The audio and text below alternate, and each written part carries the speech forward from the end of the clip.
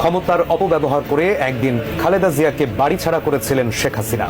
দাম্ভিকতার সাথে শেখ হাসিনা বলেছিলেন তিনি পরিকল্পিতভাবে খালেদা জিয়াকে বাড়ি থেকে বের করেছেন। আজ দেশের মানুষ শুধু বাড়ি নয়, দেশ থেকেই বের করে দিয়েছেন শেখ হাসিনাকে। সেদিন খালেদা জিয়াকে কিভাবে অপমান অপদস্থ করেছিলেন স্বৈরাচার হাসিনা, বিস্তারিত জানাচ্ছেন সহকর্মী সোহাগ বিশ্বাস।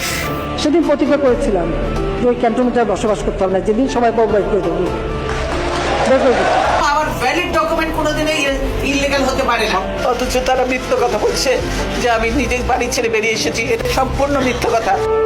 2010 সালের নভেম্বরের মাঝামাঝি সময় সেদিন খালেদা জিয়ার সাথে কেঁদেছিল গোটা জাতি। সাবেক রাষ্ট্রপ্রধান ও সেনাপ্রধানের স্ত্রী, তিনবারের প্রধানমন্ত্রী ও তৎকালীন বিরোধী দলীয় নেত্রী বেগম খালেদা জিয়া কি এমন অপরাধ করেছিলেন যে তাকে তার স্বামীর স্মৃতি বিজড়িত বাড়ি থেকে বের করে দেওয়া হয়েছিল? সেদিন লজ্জায়, অপমানে, কান্নায় ভেঙে পড়েছিলেন খালেদা জিয়া। কার কাছে আমি বিচার চাইব?